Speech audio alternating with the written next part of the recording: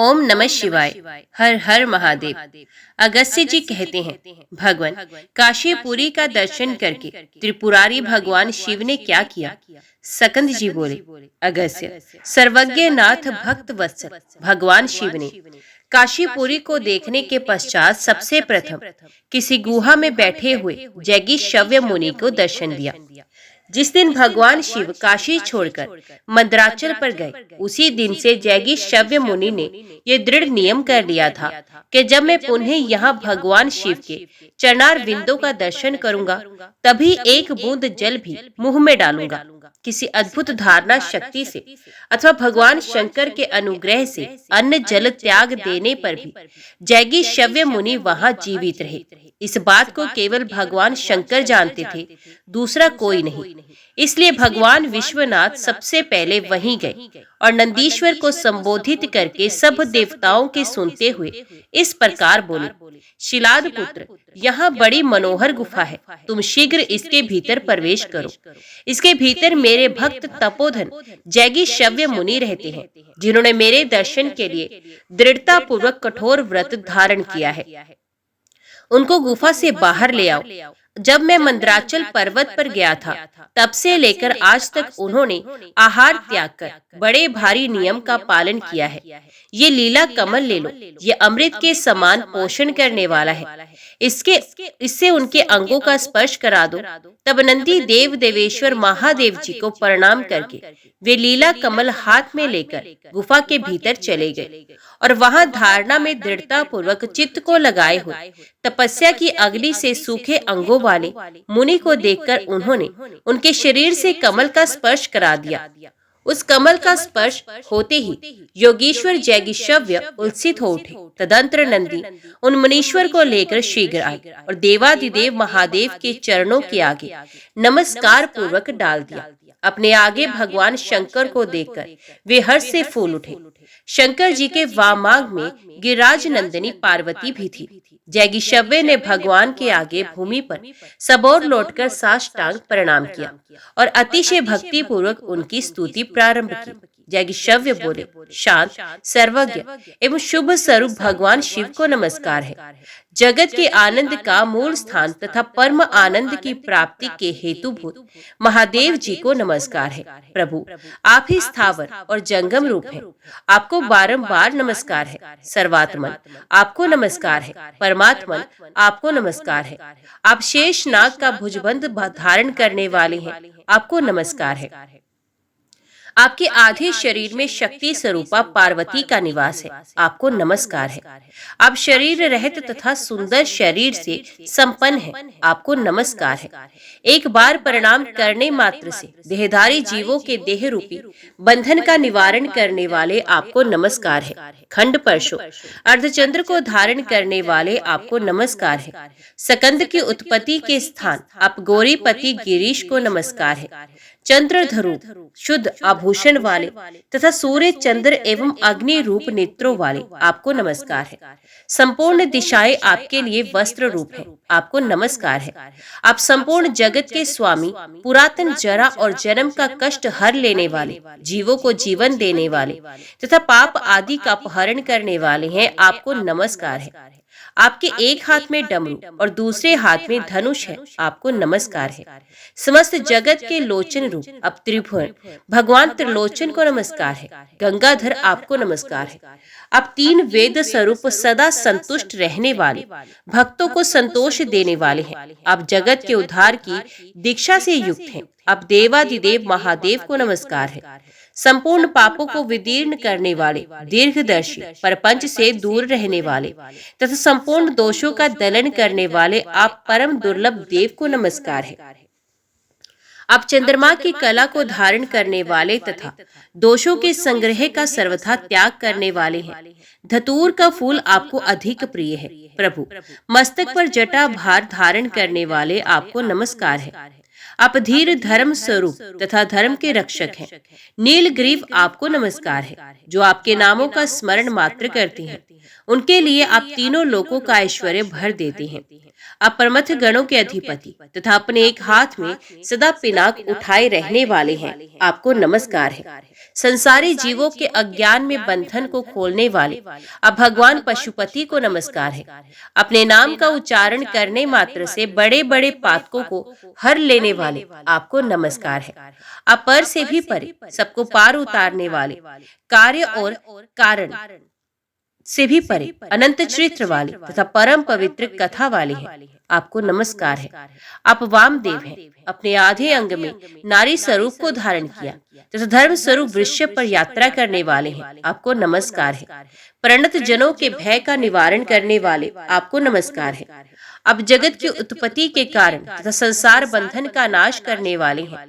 आप ही संपूर्ण भूतों का पालन करने वाले पति हैं, आपको नमस्कार है। महादेव आपको नमस्कार है। महेश्वर तेजों के स्वामी आपको नमस्कार है। आप पार्वती के पति और मृत्युंजय हैं, आपको नमस्कार है। अब दक्ष के यज्ञ का नाश करने वाले और यक्षराज कुबेर के प्रिय हैं, आपको नमस्कार है। अब बड़े बड़े यज्ञ करने वाले यज्ञ स्वरूप तथा यज्ञों के फल देने वाले हैं, आपको नमस्कार है। अब रुद्र स्वरूप रुद्रपति तथा कुत्सित रोदनकारी कष्ट को दूर करने वाले हैं। अब भक्तों के हृदय में रमण करते हैं, आपको नमस्कार है। अब त्रिशूलधारी सनातन ईश्वर शमशान भूमि में विहार करने वाले सर्व स्वरूप तथा सर्वज्ञ हैं। भगवती पार्वती के प्रियतम आपको नमस्कार है। अब सबका कष्ट हरने वाले क्षमा स्वरूप और क्षेत्रज्ञ हैं। क्षमाशील महेश्वर आप सब कुछ करने में समर्थ पृथ्वी का संहार करने वाले तथा दूध के समान गौर है, आपको नमस्कार है। अंधकासुर के शत्रु आपको नमस्कार है। आदि अंत से रहित आप परमेश्वर को नमस्कार है। आप पृथ्वी के आधार ईश्वर तथा इंद्र और उपेंद्र आदि देवताओं द्वारा प्रशंसित हैं, आप उमाकांत उग्र और ऊर्ध्व रेता को नमस्कार है। आप एक रूप अद्वितीय तथा महान ऐश्वर्य स्वरूप हैं, आपको नमस्कार है। आप अनंत कर्ता तथा पार्वती के पति हैं, आपको नमस्कार है। आप ही ओंकार वष्टकार भूलोक भूवरलोक तथा स्वरलोक हैं। उमापति इस जगत में दृश्य और अदृश्य जो कुछ भी है वे सब आप ही हैं। देव मैं स्तुति करना नहीं जानता। महेश्वर आप ही शब्द हैं, आप ही अर्थ है, आप ही वाणी है, मैं आपको प्रणाम करता हूँ। महादेव मैं आपसे भिन्न और किसी ईश्वर को नहीं जानता। दूसरे का नाम लेने में गूंगा हूँ, दूसरे की कथा सुनने में बहरा हूँ, दूसरे के समीप जाने में पंगु हूँ और अन्य किसी देवता का दर्शन करने में अंधा हूँ। एकमात्र आप ही ईश्वर है, आप ही कर्ता तथा आप ही पालन और संहार करने वाले हैं। सृष्टि पालन और संहार करने वाले भिन्न भिन्न देवता हैं। ये भेदभाव मूर्खों की कल्पना मात्र है, अतः एकमात्र आप ही बार बार मेरे लिए शरण है। महेश्वर मैं संसार समुद्र में डूबा हूँ, मेरा उद्धार कीजिए। इस प्रकार महेश्वर की स्तुति करके महामुनि जैगीषव्य उनके सामने ठूंठ की तरह अविचल और मौन हो गए। मुनि द्वारा की हुई इस स्तुति को सुनकर चंद्रमौली भगवान शिव ने प्रसन्न होकर कहा, मुने तुम कोई वर मांगो। जैगीषव्य बोले, द्वेष यदि आप मुझ पर प्रसन्न हैं तो यही वर दीजिए कि मैं आपके चरणार विंदों से कभी दूर ना हूँ, और दूसरा वर मुझे ये देने की कृपा करें कि मैंने जो शिवलिंग की स्थापना की उसमें आप सदा ही निवास करें। महादेव जी ने कहा, महाभाग जैगीषव्य तुमने जो कुछ कहा है वे सब तुम्हारी इच्छा के अनुसार पूर्ण हो। इसके सिवा मैं तुम्हें दूसरा वर और देता हूँ। मोक्ष के साधन भूत योग शास्त्र में तुम्हें अर्पण करता हूँ। तुम सब योगियों के मध्य योगाचार्य रूप से प्रसिद्ध हो। तपोधन तुम मेरी कृपा से योग विद्या का यथावत रहस्य जान लोगे, जिसके द्वारा तुम्हें मोक्ष की प्राप्ति होगी। जिस प्रकार नंदी भृंगी और सोम नंदी मेरे भक्त हैं, उसी प्रकार तुम भी मेरे जरा मृत्यु से रहित भक्त होगे। तुम सदा मेरे चरणों के समीप निवास करोगे और वहीं तुम्हें मोक्ष लक्ष्मी की प्राप्ति होगी। काशी में जैगीषवेश्वर नामक शिवलिंग परम दुर्लभ होगा। 3 वर्षों तक उसका सेवन करके मनुष्य योग की प्राप्ति कर सकता है, इसमें संशय नहीं करना चाहिए। जैगीषव्य गुहा में जाकर योगाभ्यास करने वाला मनुष्य मेरी कृपा से 6 महीने में मनोवांछित सिद्धि प्राप्त कर सकता है। तुम्हारे द्वारा स्थापित किया हुआ ये शिवलिंग ज्येष्ठेश्वर क्षेत्र में सब प्रकार की सिद्धियों को देने वाला होगा तथा दर्शन स्पर्श और पूजन करने पर संपूर्ण पाप राशि का विनाश करेगा। जैगीषव्य तुमने जो ये स्तवन किया वे बहुत उत्तम और योग सिद्धि में सहायक है। ये बड़े बड़े पापों का नाश महान महान पुण्य की वृद्धि करने वाला, महान भय की शांति और महाभक्ति की वृद्धि करने वाला है। इस स्तोत्र का जप करने से मनुष्यों के लिए कोई भी वस्तु दुर्लभ नहीं है। अतः उत्तम साधकों को सर्वथा प्रयत्न करके इस स्तोत्र का जप करना चाहिए। इस प्रकार जैगी शव्य को वर देकर महादेव जी ने उस क्षेत्र में निवास करने वाले ब्राह्मणों को देखा। अगस्त्य जी ने पूछा, षडानन, ब्राह्मणों को देखकर भगवान शंकर ने उनसे क्या कहा? सकंद जी बोले, अगस्त्य, जब ब्रह्मा जी के गौरव की रक्षा के लिए महादेव जी मंदराचल को चले गए, तब वहां के क्षेत्र निवास सन्यासी पापहीन ब्राह्मण निराश्रय हो गए। उन्होंने उस महाक्षेत्र प्रतिग्रह लेना सदा के लिए बंद कर दिया और अपने दंडों के अग्रभाग से भूमि खोद खोद कर कंद मूल आदि से वे जीवन निर्वाह करने लगे। इस प्रकार धरती खोद खोद कर उन्होंने एक बड़ी सुंदर पुष्करणी तैयार की। उसका नाम हुआ दंडखात तीर्थ। उस तीर्थ के चारों ओर उन्होंने अनेक बड़े बड़े शिवलिंग स्थापित किए और भगवान महेश्वर की आराधना में तत्पर हो प्रयत्न पूर्वक तपस्या की। वे नित्य ही विभूति धारण करते और रुद्राक्ष की माला पहनते थे। प्रतिदिन शिवलिंग का पूजन और शत्रुध्य का जप करते थे। मुने, उन ब्राह्मणों ने जब पुनः देवाधिदेव महादेव जी के शुभ आगमन का समाचार सुना, तब वे दंडखात नामक महातीर्थ से उनका दर्शन करने के लिए आए। उनकी संख्या 5000 थी। वे अपने हाथों में नूतन दुर्वादर, आर्द्र अक्षत, फल फूल और सुगंधित माला लिए हुए थे और मुख से भगवान शिव की जय जयकार बोल रहे थे। उन्होंने बारंबार प्रणाम करके मंगल में वैदिक सूत्रों द्वारा महादेव जी का स्तवन किया। तब भगवान शंकर ने उन सबको अभय दान देकर प्रसन्नता पूर्वक उनका कुशल मंगल पूछा। ये ब्राह्मण बोले, हे नाथ, इस क्षेत्र में निवास करने वाले हम लोगों के लिए सदा ही कुशल है, विशेषत इस समय जबकि हमने इन नेत्रों से आपके स्वरूप का प्रत्यक्ष दर्शन किया है। हमारी कुशल के लिए कहना क्या? आप वही हैं जिनके स्वरूप को श्रुतियां भी यथार्थ रूप से नहीं जानती। जो आपके क्षेत्र से विमुख हैं, वे ही सदा के लिए कुशल से वंचित हैं। सर्पों का भुजबंध धारण करने वाले महादेव, जिनके हृदय में सदैव काशी का चिंतन होता है, उनके ऊपर संसार रूपी सर्प के विषय का कोई प्रभाव नहीं होता। काशी ये 2 अक्षरों का मंत्र, गर्भ की रक्षा करने वाली मणि है। ये जिसके कंठ में स्थित है, उसका अमंगल कैसे हो सकता है? जो प्रतिदिन काशी इस 2 अक्षरमय सुधा का पान करता है, वे जरा आदि 6 भाव विकारों से रहित देव रूपता की भी उपेक्षा करके साक्षात मोक्ष रूप हो जाता है। जिसने कानों में अमृत के समान प्रतीत होने वाले काशी इन 2 अक्षरों को सुना है, वे फिर कभी गर्भवास की कथा नहीं सुनता। काशी से अन्यंतर रहकर भी जो काशी काशी काशी इस प्रकार जप करते हुए जीवन यापन करते हैं, उसके आगे मुक्ति सदैव प्रकाशित होती है। भगवान, ये काशीपुरी कल्याण स्वरूप है। अब कल्याण स्वरूप है तथा गंगा जी भी कल्याण स्वरूप है। दूसरा कोई ऐसा क्षेत्र नहीं जहाँ 3 कल्याण मूर्तियां रहती हों। काशी क्षेत्र की भक्ति से परिपूर्ण ये ब्राह्मणों का वचन सुनकर भगवान शिव बहुत संतुष्ट हुए और प्रसन्नचित होकर बोले, द्विजवरों, तुम सब धन्य हो। मैं जानता हूँ इस क्षेत्र का सेवन करने से तुम विशुद्ध सत्वमय हो गए हो। तुम में रजोगुण और तमोगुण का सर्वथा अभाव है। अतएव तुम लोग संसार समुद्र से पार हो गए हो। जो काशीपुरी के भक्त हैं, वे निश्चय ही मेरे भक्त हैं और जीवन मुक्त हैं। जो पापहीन मानव इस आनंद वन में निवास करते हैं, वे निश्चय ही मेरे अंतकरण में स्थित होते हैं। जो मेरे क्षेत्र में रहकर मेरी भक्ति करते हैं, मेरे चिन्हों को धारण करते हैं, उन्हीं को मैं उपदेश देता हूँ। काशीवासी ब्राह्मणों, मेरी भक्ति और चिन्ह धारण करने वाले तुम सब लोग धन्य हो। तुम्हारे हृदय से ना तो मैं दूर हूँ और ना ये काशीपुरी ही दूर है। तुम सब लोग मुझसे अपनी रुचि से वर मांगो। ब्राह्मण बोले, उमापति, महेश्वर, सर्वज्ञ, हमारे लिए ये वर है कि आप भव ताप हरने वाली काशीपुरी का कदापि परित्याग ना करें। यहाँ काशी में ब्राह्मणों के वचन से कभी किसी के ऊपर भी ऐसा कोई शाप ना लागू हो जो मोक्ष में विघ्न डालने वाला हो। आपके युगल चरणार विंदों में हमारी निर्द्वंद भक्ति बनी रहे। इस शरीर के अंत तक हमारा निरंतर काशी में ही निवास बना रहे। और किसी वर से हमें क्या काम है? हमें तो बस यही वर देना चाहिए। आपकी भक्ति से प्रभावित होकर हम लोगों ने आपके प्रतिनिधि स्वरूप जिन लिंगों की स्थापना की, उन सब में आपका निरंतर वास हो। ब्राह्मणों के ये वचन सुनकर शिव ने कहा, तथास्तु, ऐसा ही हो। इसके सिवा तुम्हें दूसरा वर ये देता हूँ कि तुम सब ब्राह्मणों को यथार्थ ज्ञान प्राप्त होगा। मुक्ति की इच्छा रखने वाले पुरुषों को उत्तरवाहिनी गंगा के सेवन, शिवलिंग का यत्न पूर्वक पूजन, दम, इंद्रिय संयम, दान और दया ये सदा ही करने चाहिए। इस क्षेत्र में निवास करने वाले लोगों के लिए यही रहस्य की बात बताई गई है।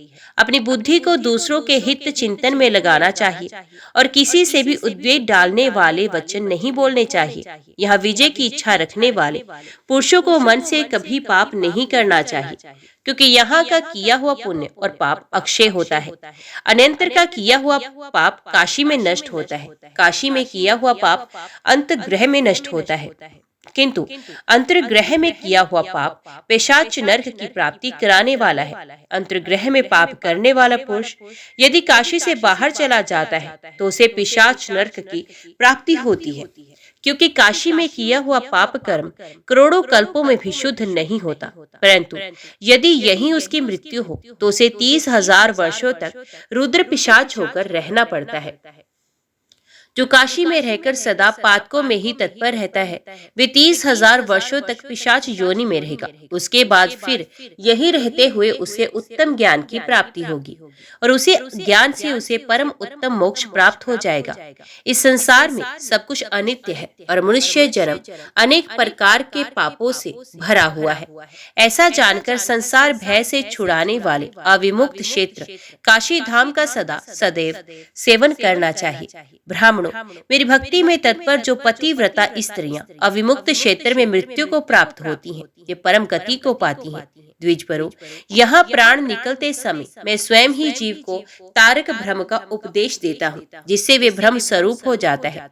मुझ में मन लगाए रखने वाला तथा अपने संपूर्ण कर्मों को मुझ में ही समर्पित करने वाला मेरा भक्त इस काशी में जिस प्रकार मोक्ष को प्राप्त होता है, वैसा अन्य किसी पुण्य क्षेत्र में नहीं।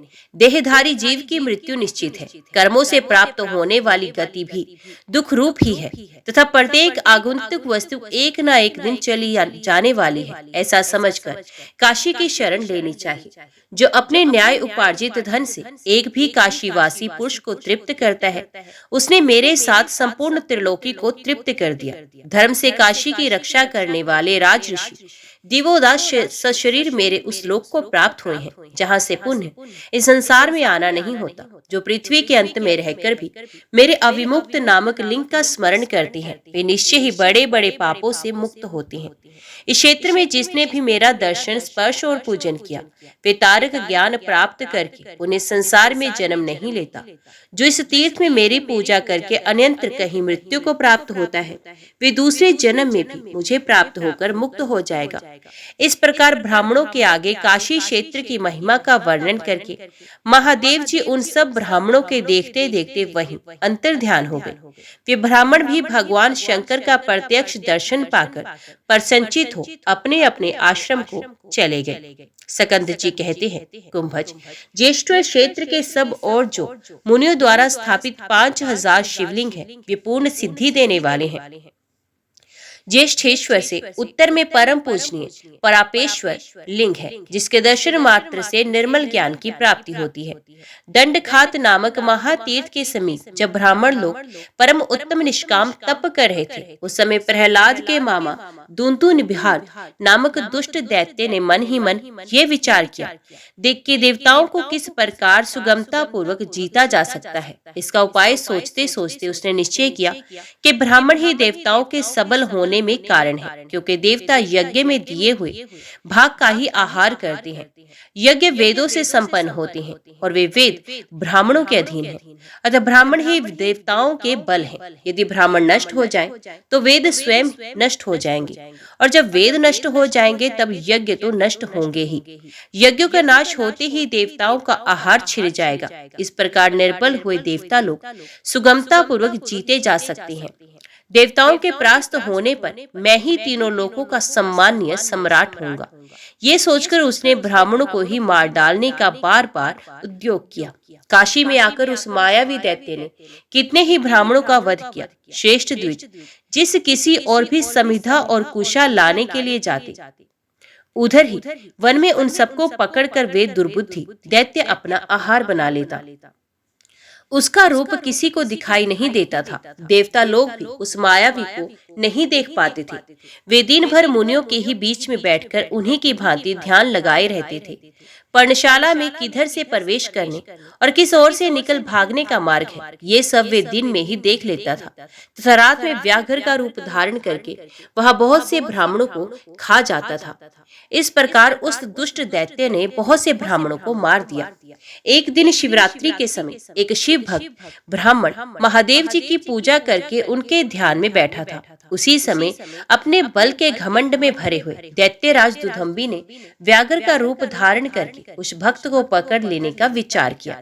वे शिव भक्त अपने चित्त को दृढ़ता पूर्वक स्थिर करके ध्यान में स्थित हो भगवान शिव के दर्शन में तल्लीन था। उसने विधि पूर्वक मंत्र के अंग न्यास, कर न्यास, कवच और ध्यान आदि का प्रयोग कर लिया था। अतः वे दैत्य उस भक्त पर सहसा आक्रमण करने में समर्थ न हुआ। इसी समय सर्वव्यापी भगवान शिव ने उस दुष्ट दैत्य के मनोभाव को समझकर उसका वध करने का विचार किया। वे उस भक्त द्वारा पूजित शिवलिंग से सहसा प्रकट हो गए। उन्हें आते देख वे दैत्य उसी रूप में बढ़कर पर्वत के समान विशाल काय हो गया और उनकी ओर झपटा। इतने में ही उसे पकड़कर भगवान ने अपनी कांख में दबा लिया और उसी में पीस डाला। इस प्रकार कांख में कुचला जाता हुआ वे दैत्य आकाश और पृथ्वी को गुंजाता हुआ आर्तनाद करने लगा। उसका चित्कार सुनकर बहुत से तपस्वी रात्रि में उसी शब्द का लक्ष्य करके उस पर्णशाला में आ पहुंचे। वहां उन्होंने देखा भगवान शंकर अपनी कांख में एक व्याघ्र को दबाए हुए खड़े हैं। ये देख सबने जय जयकार करते हुए उनके चरणों में प्रणाम और स्तवन किया। जगत गुरु ईश, आप हम पर अनुग्रह कीजिए और इसी रूप में व्याघ्रेश नाम धारण करके यहाँ निवास कीजिए। महादेव, इस शेष स्थान की आप सदैव रक्षा करें। उन तपोधनों का ऐसा वचन सुनकर चंद्रभूषण भगवान शिव ने कहा, ब्राह्मणों, ऐसा ही हो जो श्रद्धा पूर्वक यह इस रूप में मेरा दर्शन करेगा, उसके समस्त उपद्रवों का मैं निश्चय ही नाश करूंगा। ऐसा कहकर महादेव जी उस शिवलिंग में लय को प्राप्त हो गए। तब से वे शिवलिंग व्याघ्रेश्वर के नाम से प्रसिद्ध हुआ। ज्येष्ठवर के उत्तर भाग में उसका दर्शन और स्पर्श करने पर वे संपूर्ण भयों का नाश करने वाला है। कार्तिकेय जी कहती हैं, एक समय पर्वतराज हिमवान से उनकी पतिव्रता पत्नी मैना ने कहा, आर्यपुत्र, मैं विवाह के बाद से अपनी बेटी गौरी का समाचार ना पा सकी। इस समय महादेव जी कहाँ हैं? प्रभु, वे एक और अद्वितीय है और त्रिशूलधारी भगवान शिव का समाचार जानने के लिए कोई उद्योग कीजिए। गिरिराज हिमवान बोले, देवी, मैं अपनी प्यारी पुत्री की खोज करने के लिए स्वयं ही जाऊंगा। मैं तो ऐसा समझता हूँ कि जब से गौरी मेरे घर से गई है तब से इस घर की लक्ष्मी ही चली गई। ऐसा कहकर भांति भांति के रत्न और वस्त्र साथ ले गिरिराज हिमवान शुभ लगन से घर से चले। बहुत दूर आगे जाने पर उन्होंने दूर से ही काशीपुरी को देखा, जो कि मणियों की ज्योति से जगमगा रही थी और अपने प्रकाश से संपूर्ण आकाश को व्याप्त करने वाली थी। सब और वैजंती पताकाओं का समुदाय से सुशोभित वे पूरी स्वर्गलोक की अमरावती सी जान पड़ती थी। इसी समय वहाँ उन्हें कोई तीर्थ यात्री दिखाई दिया। पर्वतराज ने उसे बुलाकर आदर पूर्वक पूछा, भाई कार्पटिक, यहाँ का वृतांत कहो। ये कौन सा अपूर्व नगर है? इस समय यहाँ का अधिष्ठाता कौन है और उसका कर्म क्या है? कार्पटिक बोला, मानद, अभी तो 5-6 दिन ही बीते हैं। गिरिराज नंदिनी गौरी के पति भगवान विश्वनाथ यहाँ काशीपुरी में मंदराचल से पधारे हैं। यहाँ के राजा दिवोदास परमधाम को चले गए, जो संपूर्ण जगत के अधिष्ठाता है। वे ही भगवान शंकर इस काशीपुरी के स्वामी हैं। वे ही सब कुछ देने वाले हैं। पर्वतराज हिमवान भी श्रेष्ठ है, जिन्होंने प्राणों से भी अधिक प्यारी पुत्री देकर भगवान विश्वनाथ को संतुष्ट किया है। वेदों के द्वारा जानने योग्य परमेश्वर शिव जी की चेष्टाओं को कौन जानता है? मैं तो बहुत थोड़ा और इतना ही जानता हूँ कि ये सब जगत उन्हीं की रचना है। इस समय भगवान शिव गिरिराज कुमारी पार्वती जी के साथ काशी के ज्येष्ठेश्वर नामक स्थान में गए हुए हैं। भगवान विश्वनाथ के लिए विश्वकर्मा द्वारा जिस विशाल प्रसाद मंदिर का निर्माण किया जा रहा है वे अपूर्व है। वैसा तो मैंने अपने कानों से कभी सुना भी नहीं है। जहां मणियों और रत्नों की शलाकाओं से मंदिर की दीवारें बनाई गई हैं। उस मंदिर में 112 खंबे हैं जो सूर्य के समान तेजस्वी प्रतीत होते हैं। ऐसा अपूर्व वैभव जिनके समीप सदा प्रकट होता है, उन भगवान उमाकांत को आप कैसे नहीं जानते? अगस्त्य अपने जमाता की उस अद्भुत समृद्धि का वर्णन सुनकर पर्वतराज लज्जा से दब गए। उन्होंने उस तीर्थ यात्री की पारितोषिक देकर विदा किया और स्वयं इस प्रकार चिंता करने लगे, अहो, इस जगत में जितनी वैभव राशि सुनी जाती है वे सब मेरे जमाता के भवन में विद्यमान है। मैं कन्या और जमाता के संतोष के लिए भेंट देने को जो कुछ लाया हूँ, वे सब उनके अगाध वैभव को देखते हुए मुझे अत्यंत तुच्छ प्रतीत होता है, जिन्हें उनसे पहले रहकर कोई भी नहीं जान सका। वे वेद वेदज्ञ सर्वज्ञ परमेश्वर ये ही हैं, जिन्हें मैंने सदा अनभिज्ञ भोला समझा था, वे ही सर्वज्ञ ईश्वर हैं। सबके समस्त नाम जिनके ही नाम है, वे सर्वदेश व्यापी, सबको सब प्रकार की सिद्धि देने वाले परमात्मा यही हैं, जिनका कोई एक देश नहीं ज्ञात होता, जिनको पहले मेरे जैसा पाषाण बुद्धि का पुरुष आचारहीन के समान देखता था, वे ही ये साक्षात ईश्वर हैं, जिनसे श्रुतियां और स्मृतियां भी आचार का ज्ञान प्राप्त करती हैं। अब तक मैं जिन्हें नाम मात्र से ईश्वर जानता था, वे साक्षात ईश्वर हैं। ये दूसरों को भी ऐश्वर्य की प्राप्ति कराने वाले हैं, गुणातीत होकर भी समस्त गुणों के आधार हैं। कार्य और कारण सब इन्हीं के स्वरूप हैं। यद्यपि यहाँ ये अर्वाचनीय नवीन से प्रतीत होते हैं, तथापि ये परम प्राचीन और प्रातपर हैं। मैं केवल पर्वतों का स्वामी हूँ और मेरे जमाता उमाकांत संपूर्ण विश्व के स्वामी हैं। मेरी संपत्ति परिमित बहुत थोड़ी है, परंतु इनके दिव्य वैभव का कोई माप नहीं। अतः मेरी लाई हुई ये उपहार की सामग्री बहुत थोड़ी है, इससे इस समय मैं इन महेश्वर को दर्शन नहीं करूंगा। मन ही मन ऐसा निश्चय करके गिरिराज हिमवान ने सायंकाल समस्त पर्वतीय अनुचरों को बुलाकर आज्ञा दी, सेवकों, तुम सब लोग शीघ्र ही सूर्योदय से पहले यहाँ एक शिवालय निर्माण करो। हिमवान की ये आज्ञा पाकर अनुगामी सेवकों ने रात बीतने के पहले ही सुंदर शिवालय बनाकर तैयार कर दिया।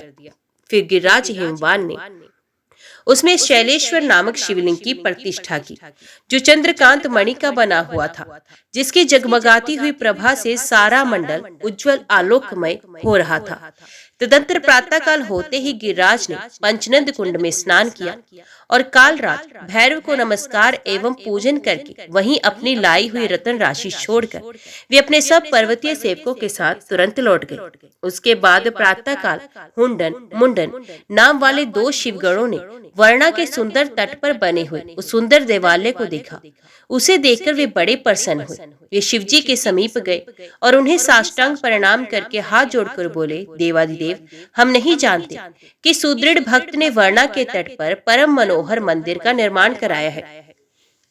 कल शाम तक तो हमने वहाँ कोई मंदिर नहीं देखा था, आज ही प्रातःकाल वे देखा गया है। अपने गणों का ये कथन सुनकर भगवान शिव ने पार्वती जी से कहा कि राजकुमारी, वे मंदिर देखने के लिए हम और तुम दोनों चले। ऐसा कहकर पार्वती और गणों सहित भगवान शिव वहाँ गए और वहाँ उन्होंने वर्णा के तट पर रात भर में बनाए हुए उस परम सुंदर देव मंदिर को देखा। फिर मंडप में प्रवेश करके चंद्रकांत मणि में शिवलिंग का भी दर्शन किया। किसने इस शिवलिंग की स्थापना की, यह जिज्ञासा मन में उठते ही महादेव जी ने अपने आगे अंकित की हुई वे प्रशिक्षित देखी, जो मंदिर का निर्माण और प्रतिष्ठा करने वाले को सूचित कर रही थी। उसे मन ही मन बांझकर भगवान शिव ने देवी से कहा, प्रिय, सौभाग्यवश ये तुम्हारे पिता की ही कृति है, इसको अच्छी तरह देख लो। ये सुनकर पार्वती जी को बड़ी प्रसन्नता हुई। उन्होंने महादेव जी के चरणों में प्रणाम करके प्रार्थना की, नाथ, इस श्रेष्ठ लिंग विग्रह में आपको दिन रात स्थित रहना चाहिए एवं वस्तु ऐसा ही होगा। यूं कहकर महादेव जी ने उन्हें पार्वती से कहा, वर्णा नदी के जल में स्नान करके जिनके द्वारा शैलेश्वर शिव की पूजा होगी तथा जो पितरों का तर्पण करके प्रसन्नता पूर्वक अपनी शक्ति के अनुसार दान देंगे, उनके संसार में पुनरावृत्ति नहीं होगी। शुभे शैलेश्वर नाम वाले इस महालिंग में मैं सदा निवास करूंगा तथा जो इस लिंग का पूजन करेगा उस मनुष्य को मैं परम मोक्ष प्रदान करूंगा। जो वर्णा के सुंदर तट पर शैलेश्वर का दर्शन करेंगे, काशी में निवास करने वाले उन लोगों को कभी दुख नहीं दबा सकेगा।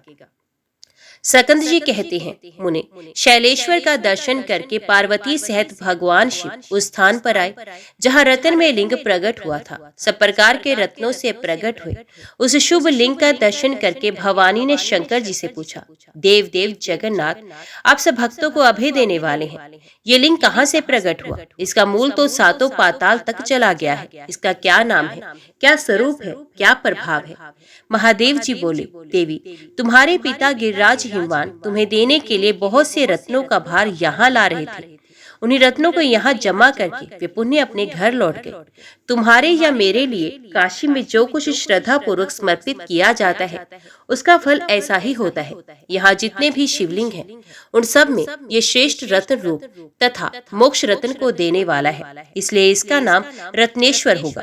काशी में इसका प्रभाव बहुत बड़ा है। तुम्हारे पिता ने जो यहाँ स्वर्ण राशि जमा की है उसी से तुम यहाँ इस शिवलिंग के लिए मंदिर बनवा दो। शिव मंदिर बनाने से या टूटे फूटे मंदिर की मरम्मत करने से शिवलिंग स्थापन का पुण्य अनायास ही प्राप्त होता है। बहुत अच्छा कहकर देवी पार्वती ने शिव मंदिर बनवाने के लिए शिव नंदी आदि असंख्य पार्षदों को नियुक्त किया। उन पार्षदों ने एक ही पहर में सुमेरु शिखर के समान सुंदर स्वर्ण में मंदिर का निर्माण कर दिया। तदंतर देवी पार्वती ने महादेव जी को प्रणाम करके उस शिवलिंग की महिमा पूछी। फिर महादेव जी ने कहा, देवी, ये कल्याणदायक शिवलिंग आनंदी सिद्धि है। इस समय तुम्हारे पिता के पुण्य गौरव से प्रकट हुआ है। ये गोपनीय वस्तुओं में परम गोपनीय है और इस क्षेत्र में समस्त मनोवांछित वस्तुओं को देने वाला है। कलयुग में जो पाप बुद्धि वाले मनुष्य हैं उनसे ये रहस्य प्रयत्न पूर्वक छिपाए रखने योग्य है। देवी, कोटि कोटि रुद्र सूक्तों के जप से जो फल बताया गया वे रत्नेश्वर की पूजा करने से प्राप्त होता है। सबको सब कुछ देने वाले मेरे इस रत्नेश्वर लिंग का प्रभाव अनुपम है। इस लिंग की आराधना करके सहस्त्रों सिद्धों ने सिद्धि प्राप्त की। सुंदरी, अब तक ये लिंग गुप्त रहा है। अब मेरे भक्त एवं तुम्हारे पिता हिमवान ने अपने पुण्य से उपार्जित महारत्नों द्वारा रत्नेश्वर को प्रकट किया है। गिरिराज नंदिनी, इस शिवलिंग में मेरी निरंतर प्रीति बनी रहती है। काशी में इस शिवलिंग का यत्न पूर्वक पूजन करना चाहिए। सकंद जी कहते हैं, कुंभज, इस प्रकार भगवान शंकर जब रत्नेश्वर लिंग की महिमा का वर्णन कर रहे थे, इसी समय सब ओर से रक्षा करो का महान कोलाहल सुनाई दिया। लोग कह रहे थे, ये वीर्य के वध से उन्मत्त गजासुर आ रहा है, जो महिषासुर का पुत्र है। वे जहाँ जहाँ पृथ्वी पर पैर रखता है वहाँ वहाँ उसके भार से पृथ्वी डगमगाने लगती है। वे ब्रह्मा जी के द्वारा कामदेव से हारे हुए स्त्री पुरुषों से अवध्य होने का वरदान पाकर तीनों लोगों को तृण के समान समझता है। तब त्रिशूलधारी भगवान शिव ने अपनी ओर आते हुए उस दैत्य को दूसरों से अवध्य जानकर उसके ऊपर त्रिशूल का प्रहार किया। गजासुर उस त्रिशूल में गूंध गया और अपने को भगवान के सर पर छत्र बना हुआ सा मानकर उनसे इस प्रकार बोला, शूलपाणे देवेश्वर, मैं जानता हूँ आपने कामदेव को परास्त किया, अतः आपके हाथ से मेरा वध होना श्रेष्ठ ही है। मृत्युंजय, मेरी एक बात सुने, एकमात्र आप ही संपूर्ण विश्व के लिए वंदनीय है और सबके ऊपर विराजमान है। फिर भी आज मैं आपके भी ऊपर स्थित हूँ, अतः मेरी ही विजय हुई। आपके त्रिशूल के अग्रभाग पर स्थित होकर आज मैं धन्य और अनुग्रहित हूँ। एक दिन सभी को काल के द्वारा मरना है, परंतु ऐसी मृत्यु परम कल्याण के लिए होती है। उसका ऐसा वचन सुनकर कृपा निधान भगवान शिव हंसते हुए बोले, गजासुर, मैं तुम पर बहुत प्रसन्न हूँ, तुम अपने अनुकूल कोई वर मांगो। गजासुर बोला, दिगंबर, यदि आप प्रसन्न हो तो मेरे इस चमड़े को वस्त्र के स्थान में धारण करें। इससे सदैव उत्तम गंध निकले और ये सदा अत्यंत कोमल बना रहे। इसमें कभी किसी प्रकार की मैल न बैठे और ये आपके अंग में महान आभूषण की भांति सुशोभित हो। तपोधनों की महा तपस्या जनित अग्नि ज्वाला को पाकर भी मेरा ये चरम दग्ध नहीं हुआ, अतः ये पुण्य और सुगंध की निधि है। इसे धारण करके आज से आपका नाम कृतिवासा हो जाएगा।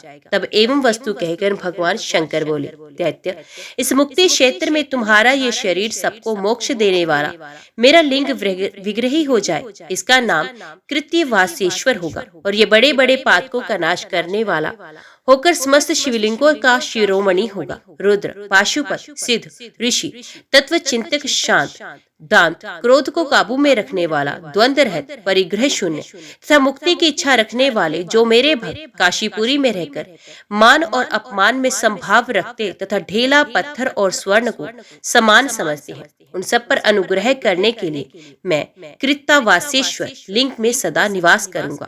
द्वापर और कलयुग में उत्पन्न होने वाले पाप बुद्धि मनुष्य भी कृत्तावासेश्वर की शरण लेकर सब पापों से मुक्त हो सुख से मोक्ष को प्राप्त करेंगे। ठीक उसी तरह जैसे पुण्य आत्मा मोक्ष प्राप्त करते हैं जो माघ फाल्गुन कृष्ण चतुर्दशी शिवरात्रि को उपवास पूर्वक कृत्तावासेश्वर का पूजन करते हुए रात में जागरण करता है, वे परम गति को प्राप्त होता है।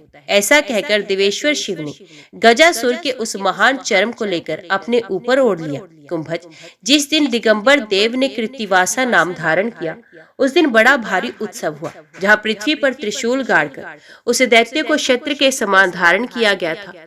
वहां उस शूल को उखाड़ने से एक बड़ा भारी कुंड बन गया। उस कुंड में स्नान और पितरों का तर्पण करके कृत्तावासेश्वर का दर्शन करने वाला मनुष्य कृतार्थ हो जाता है। अगस्त्य, कृत्तावासेश्वर के समीप वे कुंड लोक में हंस तीर्थ के नाम से प्रसिद्ध है। इस तीर्थ के सब और मुनियों द्वारा स्थापित 10,200 शिवलिंग है, जिनमें कात्यायनेश्वर प्रथम और चैनवेश्वर अंतिम है। इनमें से एक एक शिवलिंग भी अपनी पूजा की जाने पर समस्त काशीवासी मनुष्यों को सिद्धि देने वाला है। सकंद जी कहती हैं, जहाँ महादेव जी ने लीला पूर्वक गजासुर के चरम को ओढ़ा था, वे स्थान रुद्रवास के नाम से विख्यात हुआ। तदंतर महादेव जी पार्वती के साथ स्वे इच्छा अनुसार कृत्तिवास तीर्थ में निवास करने लगे। वहीं नंदी के ने आकर उन्हें प्रणाम पूर्वक ये सूचना दी, भगवान, तीनों लोकों में जो शुभ एवं मुक्तिदायक तीर्थ है और देवता है, उन सबको मैं यहाँ ले आया हूँ। कुरुक्षेत्र में उस तीर्थ के साथ स्थाणु लिंग का आगमन हुआ। कुरुक्षेत्र स्थली लोलार्क से पश्चिम भाग में स्थित है। वे सब सिद्धियों को देने वाली है। ढूंढी राज से उत्तर भाग में साधक को सिद्धि प्रदान करने वाला देव देवेश्वर नाम से प्रसिद्ध लिंग है। यहाँ गोकर्ण स्थान से स्वयं ही प्रकट हुआ महाबल नामक शिवलिंग सांब आदित्य के समीप स्थित है।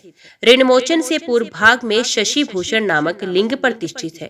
ओंकारेश्वर महालिंग से पूर्व महाकाल नामक शिवलिंग है, जो दर्शन मात्र से मोक्ष देता है। शेष तीर्थ पुष्कर से आकर अयोगंधेश्वर नामक शिवलिंग यहाँ स्वतः प्रकट हुआ। मत्स्योदरी के नाम भाग में उसकी स्थिति प्रकट हुई। महत्वकेटेश्वर लिंग मृतकोटि से आकर यहाँ प्रकट हुआ। वे कामेश्वर के उत्तम भाग में है। विमलेश्वर लिंग भी विश्व स्थान में यहाँ आया। स्वर्णिलेश्वर से पश्चिम भाग में उसका दर्शन होता है। जो मनुष्य इस अविमुक्त क्षेत्र में महादेव जी का दर्शन करेगा, वे कहीं भी क्यों ना हो, मृत्यु को प्राप्त ना हो, निश्चय ही भगवान शिव के लोक में जाएगा।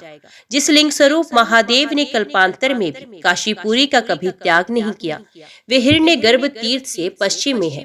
गया तीर्थ से यहाँ पिता महेश्वर लिंग का आगमन हुआ, जो यहाँ फल्गु आदि 8.5 करोड़ तीर्थों के साथ वर्तमान है। प्रयाग तीर्थ के साथ शूल टंकेश्वर नामक महादेव वहां से स्वयं यहाँ आकर स्थित हुए हैं। परम सुंदर मुक्ति मंडप से दक्षिण दिशा में उनका स्थान है। शंकुकरण नामक महाक्षेत्र से यहाँ आकर महातेज नामक लिंग प्रकट हुआ है। उसका स्थान विनायकेश्वर से पूर्व भाग में है। रुद्रकोटिक नामक परम पावन तीर्थ से यहाँ स्वयं आकर महायोगीश्वर लिंग प्रकट हुआ। वे पार्वतीश्वर लिंग के समीप स्थित है। उसके मंदिर के सब और करोड़ों रुद्र मंदिर हैं, जो रुद्र मूर्तियों द्वारा बड़े सुंदर बनाए गए हैं। काशी में वेदवादी विद्वान उसे रुद्र स्थली कहते हैं। रुद्र स्थली में जिनकी मृत्यु हुई है, विकृमि, कीट, पतंग, पशु, पक्षी, मृग, मनुष्य, यज्ञ दीक्षित यजमान अथवा मलेच्छ ही क्यों ना हो, साक्षात रुद्र स्वरूप हो जाते हैं और उनके संसार में पुनर्आगमन नहीं होता।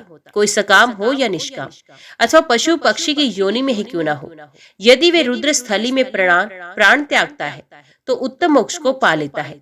एकांबर क्षेत्र से स्वयं भगवान कृत्तिवासा यहाँ पधारे। वे यहाँ के कृत्तिवासेश्वर लिंग में प्रतिष्ठित हैं। इस स्थान में पार्वती और ऋषियों के साथ भगवान शिव स्वयं ही अपने भक्तों के कान में वेदों द्वारा प्रशंसित तारक ब्रह्म का उपदेश करते हैं। साक्षात भगवान चंडीश्वर मरु जंगल से क्षेत्र में आकर इस सिद्धिदायक क्षेत्र में विराज रहे हैं। कालंजर से भगवान नीलकंठ स्वयं ही इस तीर्थ में पधारे हैं और दंतकोट नामक गणेश जी के समीप उनका स्थान है। काश्मीर से विजेश्वर लिंग यहाँ प्राप्त हुआ। इसकी स्थिति शालकंटक से पूर्व भाग में है। त्रिदंडापुरी से यहाँ आए हुए भगवान ऊर्ध्व रेता कुष्मांड गणेश जी को आगे करके स्थित है। मंडलेश्वर क्षेत्र से प्राप्त हुआ श्रीकंठ नामक लिंग मंड विनायक से उत्तर दिशा में स्थित है। महातीर्थ शागलांड से पधारे हुए कपड़दीश्वर नामक शिव यहाँ के पिशाच मोचन तीर्थ में स्वयं प्रकट हुए। सुक्षेश्वर लिंग का शुभ आगमन अमृतकेश्वर क्षेत्र से हुआ। विकट दंत नामक गणेश के समीप उनकी स्थिति है। मधुकेश्वर क्षेत्र से पधारे हुए भगवान जयंतेश्वर यहाँ लंबोदर गणेश के पूर्व में स्थित हैं। श्रीशैल से आकर त्रिपुरांतर नाम वाले देवेश्वर यहाँ प्रकट है। श्री विश्वनाथ जी के पश्चिम भाग में स्थित भगवान कुकुटेश्वर सौम्य स्थान से यहाँ आए हैं। वे वक्रतुंड गणेश के समीप स्थित हैं। जालेश्वर तीर्थ त्रिशूलेश्वर से पदार्पण किया है। वे कुटदंत गणेश के पूर्व भाग में स्थित है। महाक्षेत्र रामेश्वर से जटाधारी देव पधारे जो एक दंत गणेश के उत्तर भाग में पूजित होते हैं। त्रिसंध्य क्षेत्र से भगवान त्र्यंबकम का शुभ आगमन हुआ जो त्रिमुख से पूर्व भाग में स्थित है। हरिश्चंद्र क्षेत्र से यहाँ भगवान हरेश्वर पधारे जो हरिश्चंद्रेश्वर के पूर्व भाग में पूजित होते हैं। मध्यम केश्वर स्थान से भगवान शर्व का आगमन हुआ जो चतुर्वेदेश्वर लिंग को आगे करके स्थित है। स्थलकेश्वर तीर्थ से यहाँ यज्ञेश्वर नामक महालिंग प्रकट हुआ। स्वर्ण क्षेत्र से सहस्त्राक्षर नामक शिवलिंग का शुभ आगमन हुआ जो शैलेश्वर से दक्षिण में स्थित है। हर्षित क्षेत्र से प्राप्त हुए हर्षितेश्वर शिव मंत्रेश्वर के समीप है। रुद्र महालय क्षेत्र से यहाँ रुद्र का आगमन हुआ। भगवान रुद्रेश्वर त्रिपुरेश्वर के समीप स्थित है। वृषेश्वर नामक महादेव जी वृषध्वज तीर्थ से आकर बाणेश्वर लिंग के समीप स्थित है। ईशानेश्वर से महादेव केदार क्षेत्र से यहाँ आए हैं। प्रहलाद केशव से पश्चिम भाग में उनका दर्शन करना चाहिए। उत्तर वाहिनी गंगा के जल में स्नान करके ईशानेश्वर की पूजा करने वाला मनुष्य ईशान के ही समान कांतिमान होकर उनके धाम में निवास करता है। भैरव क्षेत्र से यहाँ परम मनोहर भैरव मूर्ति प्राप्त हुई जो खरव विनायक से पूर्व में स्थित है। सिद्धिदायक भगवान उग्र कनखल तीर्थ से यहाँ प्रकट हुए। अर्क विनायक से पूर्व में स्थित उग्र लिंग की पूजा करने से अत्यंत उग्र उपद्रव भी शांत हो जाते हैं। वस्त्रपथ नामक महान क्षेत्र से भगवान भव स्वयं यहाँ आकर भीमचंडी के समीप प्रकट हुए। पातकों को दंड देने वाले भगवान दंडी देवदारू वन से काशी में आकर लिंग रूप से यहाँ निवास करते हैं। देहली विनायक से पूर्व दिशा में दंडीश्वर की पूजा करनी चाहिए। उनकी पूजा से मनुष्यों का पुनर्जन्म नहीं देखा जाता। भद्रकर्ण कुंड से साक्षात भद्रकर्णेश्वर शिव यहाँ आए। उदंड गणेश से पूर्व दिशा में उनका उत्तम तीर्थ है। यमलिंग नामक महातीर्थ से आकर काललिंग यहाँ स्थित हुआ। जो मनुष्य मंगलवार तथा चतुर्दशी तिथि के योग में यहाँ की यात्रा करेगा वे अति पातक युक्त होने पर भी यमलोक में नहीं जाएगा। नेपाल नामक महाक्षेत्र से साक्षात भगवान पशुपति यहाँ पधारे। यहाँ पिनाक पाणी भगवान शिव ने पाशुपति योग का उपदेश किया। करवीर तीर्थ से कपालीश्वर ने यहाँ पर्दापण किया। कपाल मोचन तीर्थ में उनका प्रयत्न पूर्वक दर्शन करना चाहिए। महेश्वर क्षेत्र से आकर दीप्तेश्वर नामक लिंग भगवान उमापति के समीप स्थित है। गंगा सागर तीर्थ से अमरकेश्वर लिंग का शुभ आगमन हुआ। सप्त गोदावरी तीर्थ से भगवान भीमेश्वर पधारे हैं। लिंग रूपी होकर यहाँ निवास करते हैं। भूतेश्वर क्षेत्र से आकर भस्म गात्र नामक लिंग यहाँ स्थित हुआ जो भीमेश्वर से दक्षिण भाग में है। नकुलीश्वर तीर्थ से भक्त भयहारी भगवान स्वयंभू नामक शिव पधारकर काशी में स्वयं प्रकट हुए हैं। प्रयाग तीर्थ के समीप धरणी वरहा नामक देव का मंदिर है जो विंध्याचल से यहाँ प्राप्त हुआ। कर्णिकार क्षेत्र से आए हुए कर्णिकार नामक गणेशी पूज्य है। हिमकूट पर्वत से विरूपाक्ष नामक शिवलिंग यहाँ आकर प्रकट हुआ है जो कि महेश्वर से दक्षिण में स्थित हुआ। हरिद्वार से हिम के समान कांतिमान हिमस्थेश नामक लिंग के आगमन हुआ है जो ब्रह्मनाल से पश्चिम में दर्शन करने योग्य है। कैलाश से गणेश जी तथा अन्य महाबली 7 करोड़ पार्षद यहाँ पधारे हैं। उन सबने 7 स्वर्ग के समान दुर्ग बनाए हैं। फिर काशी के चारों ओर उन्होंने पर्वत के समान ऊंचा परकोटा तैयार किया है। साथ ही गहरी खाई भी तैयार की है जो मत्स्योदरी के जल से भरी हुई है। बाहर और भीतर के भेद से मत्स्योदरी 2 भागों में विभक्त है। उसका जल गंगा के जल से मिला हुआ है, अथवा महातीर्थ के रूप में प्रसिद्ध है। जब संघार मार्ग से अर्थात उल्टा बहकर गंगा जी का जल इस मध्योत्सरी में फैलता है, तब मध्योत्सरी तीर्थ का जल भारी पुण्य से प्राप्त होता है। उस समय सूर्य ग्रहण और चंद्र ग्रहण होने पर पर्व शतकोटि गुणा होकर प्राप्त होता है। मत्स्योदरी में जहाँ कहीं भी स्नान करके जो मनुष्य पितरों को पिंडदान करते हैं, वे फिर कभी माता के गर्भ में शयन नहीं करते। जब गंगा का जल चारों ओर फैल जाता है, तब वे अविमुक्त क्षेत्र मत्स्य के आकार का दिखाई देता है। गंधमादन पर्वत से आकर भूर्भुव नामक लिंग है, यहाँ स्वयं प्रकट हुआ, जो गणेश जी से पूर्व भाग में स्थित है। पाताल गंगा सहित हाटकेश्वर महालिंग स्वयं 7 पाताल तल से यहाँ आकर प्रकट हुआ। वे लिंग ईशानेश्वर से पूर्व में है। आकाश के नक्षत्र लोक से यहाँ ज्योतिर्मय लिंग आकर प्रकट हुआ है। ये तारकेश्वर लिंग ज्ञानवापी से पूर्व भाग में स्थित है। पूर्व काल में महादेव जी ने यहाँ किरात रूप धारण किया था। उस किरात तीर्थ से किरातेश्वर लिंग यहाँ आकर प्रकट हुआ है। लंकापुरी से मरुकेश्वर नामक लिंग का आगमन हुआ। ये नृत्य कोण में स्थित होने के कारण नृत्येश्वर नाम से प्रसिद्ध है और पौलसत्य राघव से पश्चिम दिशा में पूजित होता है। स्थल तीर्थ से आया हुआ परम पुण्य में जल प्रिय लिंग जहाँ गंगा जी के जल में स्थित है। कोटीश्वर तीर्थ से आया हुआ श्रेष्ठ लिंग चेतेश्वर के पश्चिम भाग में विराजमान है। बड़वानल के मुख से प्रकट हुआ अनलेश्वर नामक लिंग यहाँ नलेश्वर के अग्रभाग में स्थित है। देवों के देव त्रिलोचन महादेव वीरज तीर्थ से यहाँ आकर अनादि सिद्धि त्रिविष्ट लिंग में स्थित है। अमरकंटक से आकर ओंकारेश्वर महादेव यहाँ के पुण्य में पिलपिला तीर्थ में प्रकट हुए हैं। जब यहाँ गंगा नहीं आई थी और जिस समय त्रिलोकी का उद्धार करने के लिए यहाँ काशीपुरी का आविर्भाव हुआ था, तभी से वे आदि लिंग प्रकट हुआ है। भगवान, इस प्रकार मैं इन सब स्थानों के श्री विग्रह को काशीपुर में लाया हूँ। अपने अपने स्थानों में तो उन्हें अंश मात्र से ही रख छोड़ा है। उन सब देवताओं के यहाँ गगनचुम्बी सुंदर मंदिर भी बन गए हैं। महेश्वर, अब इस समय मेरे लिए क्या आ गया है जिसका पालन मैं करूं? यदि कोई कार्य हो तो उसे कृपा पूर्वक बताएं। सकंद जी कहते हैं, नंदी की बात सुनकर देव देवेश्वर शिव ने कहा, ये तुमने बहुत अच्छा किया। अब चंडिकाओं को उपयुक्त कार्यों में नियुक्त करो। यहाँ 9 करोड़ चामुंडाएं रहती हैं। उनके देवता भूत बैताल और भैरव भी उनके साथ ही हैं।